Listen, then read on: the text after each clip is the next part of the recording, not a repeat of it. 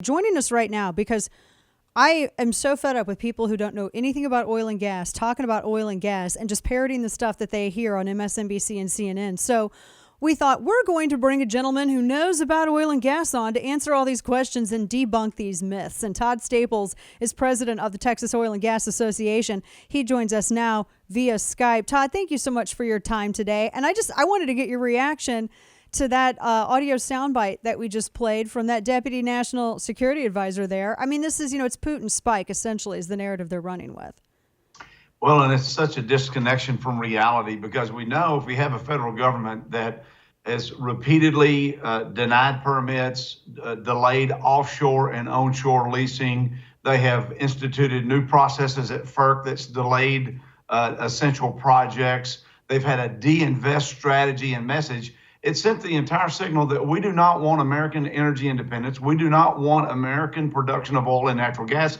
In fact, unfortunately, last year, the administration was calling on OPEC Plus, the cartel, to produce more oil and natural gas when we should be having those jobs, that investment, and that security right here from the United States, not only to provide jobs for Americans, but to send the right message to our allies around the world. We are a partner that you can count on. Mm-hmm. And we know that our country can do it because before the pandemic, we were producing about 13 million barrels a day.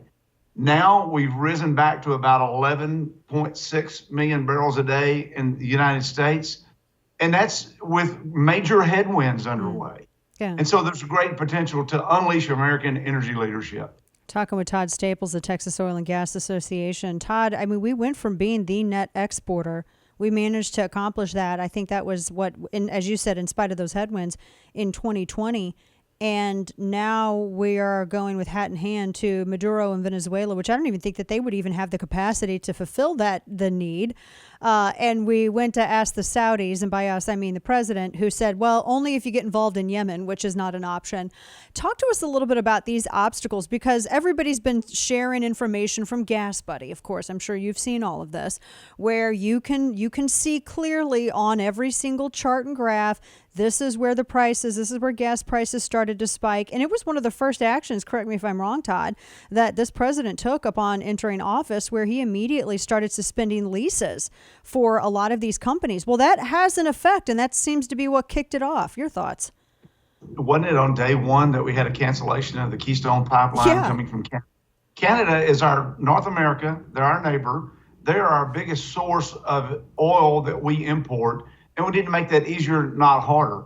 But we've had the cancellation of these pipeline projects. And it's very interesting. I heard the president and his spokesperson comment on leases about we're giving you all the leases you want. But the part of the story that they're not telling that is just so unfair is that a lease doesn't equate to a permit to drill. Yeah, so and hang on, because this is what I wanted to ask you. Everyone acts like you just put a spigot in the earth and you treat it like a petroleum kegger. That is not how this works. Explain to us this process, if you would, please, Todd. So there's quite a lengthy process to produce oil and natural gas. It's very complex. Texas is very fortunate. We produce 43% of our nation's crude oil. We produce 26% of our nation's natural gas. We have some fantastic LNG facilities that we're exporting across the globe. But how this works is you have to get capital together. You have to get leases together. And then in today's world, we're using the best technology available. Innovation has made us the world's leader in America because you put multiple leases together. And then you're able to bring in a drilling rig that moves across those leases. And so you don't just stick a straw in the ground and then go on to some other place. This is a highly coordinated, a very thought out process, and it's highly regulated for safety and environmental reasons. Yeah, we have the cleanest extraction methods, and we have some of the best environmental protections in the world, which we don't get credit for. Honestly, American Oil and Gas does not get credit for this. And it's amazing to me, in Texas alone, our routine flaring rate now is down to 0.2%. If you look at the crude oil that's produced in the Permian Basin, that has some of the lowest carbon intensity in the world.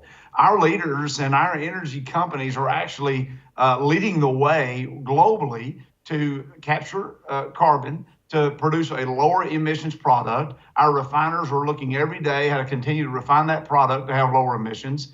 And so if you really care about the climate and you want to have our world protected, you would want oil and gas produced right here in the United States of America. And it's about signaling. And I will say this, Dana, the president did ban Russian oil from being imported. That's a strong signal. But the second part of that process needs to be, let's unleash American energy capacity. Let's make America energy leadership front and center on the world stage. And that signal has not come yet. And when we hear this conversation about leasing, which I want to finish that real quickly, just because there's a NEPA process that you have to go through to get these permits to finally to be able to drill. And there's litigation. And it's interesting. Litigation, I was going to say, environmental groups, one oil and gas association is monitoring and engaged in like 2,200 different lawsuits today to stop production on these federal lands. It makes no sense. It's not an energy strategy. It's not a real rational thought and comment about how we can meet the needs of Americans and the world. And from what I understand, too, we're talking with Todd Staples, president of Texas Oil and Gas Association. In addition to the litigation, in addition to the various leases as well, you also have to deal with Bureau of Land Management. I'm not a huge fan of Bureau of Land Management because I don't like the way they manage land. I don't, usually it seems to me it's people out in D.C. that have never ranched, that have never worked in energy, that have never farmed, that want to come out and weigh in on what ranchers and farmers and oil and gas men do. And so from what I was talking with a friend who has done work out in Permian Basin and all this, and they were saying, you wouldn't realize the number of leases and the number of applications and paperwork and everything else that is piled up with BLM, the original BLM, and just sitting there collecting dust. And it goes past that, I guess it's a 30-day period or whatever that they have to review this. And that red tape, additional red tape, is just throttling this whole process. Speak to that a little bit. Well, that's the slow death of bureaucracy that really is the enemy of entrepreneurship. When you have systems in place that there's really no recourse for, there's just it's a taker situation where you just have to respond to those agencies. We're very fortunate in Texas, Dana, that we're about 99% privately owned lands, and if you think about it, that's one of the real reasons that we're one of the biggest producers is because it's private lands, its population, its resources, and its policies that says, let's capitalize, let's treat oil and gas like an asset, not like a liability. Our friends in New Mexico are really federal lands and state lands are very extensive. In Wyoming, that's the same case. And they are having problems processing all of those to get the approval that you need. Because, look, this is a key issue. You need investment to be able to turn these assets into products that people use. Right. Oil and gas comprises 96% of the products that we use every day. Our phone screens, our makeups, our medicines, our tires, all, it's the basic building blocks of all the components we use. And so when you drag this out and when you say we need less of it rather than more, and I mean, my math, you tell me, I may be wrong, but we have 7.5 billion people on the planet today. That number, that I'm told, is going to rise to about 10 billion people by the year 2050. We're going to need more energy, more power to supply modern life to people across the globe. That means, yes, we need oil and natural gas produced environmentally friendly and to meet the concerns about climate that is going on around the world today. We also need other forms of energy, including hydrogen that's being looked at today to be developed. And so we need more, not less, is the main message here. Yeah, we're talking with Todd Staples of Texas Oil and Gas. And I love that you said that because it's environmentally friendly. People also forget that oil and gas are themselves part of the environment. It replenishes. And I'm not against diversification. I'm not against, having options. I am against going back to dark age energy. For real. That's what we had way back in the days of yore before the United States or anybody else was a superpower. And we were, going through the night with candles and relying on wind power.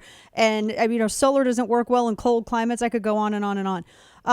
Todd, the supply that this ever self-replenishing supply that the United States has, could we theoretically, if we had an administration that was open to it, if we unleashed domestic energy production here in the United States. Could we satisfy our own requirements, and because it's a national security issue as well, and also help the countries in Europe that are just tied to whether it's Russia or Saudi Arabia?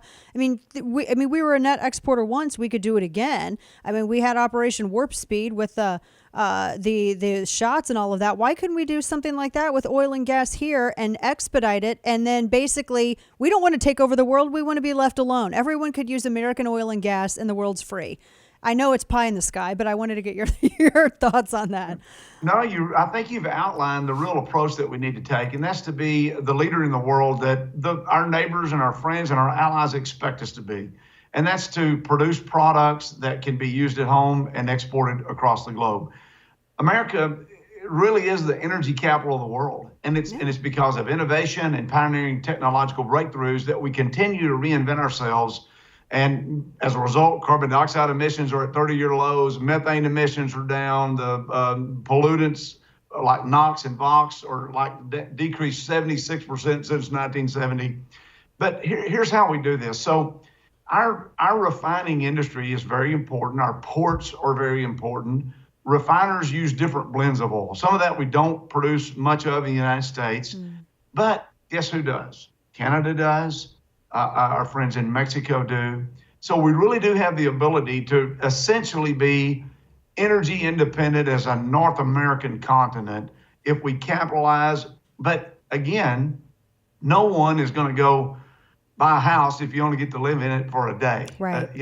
And so we need the consistent policy. And Dana, I really think this is an opportunity, a serious one, for our nation to reset American energy policy, to establish an American energy plan that meets the needs here at home and our allies across the globe, because we have the technology to do it, we have the capital to do it, but we cannot continue this de-invest commentary when people need more energy for our daily lives. And if we do that, it's not going to work. There's a lot of conversation today about electric vehicles, and that's fine. You drive whatever you want to drive. If you want those rare earths from China, go right ahead. But here's the deal. That's right. Those cars are made with the oil and gas products, number one.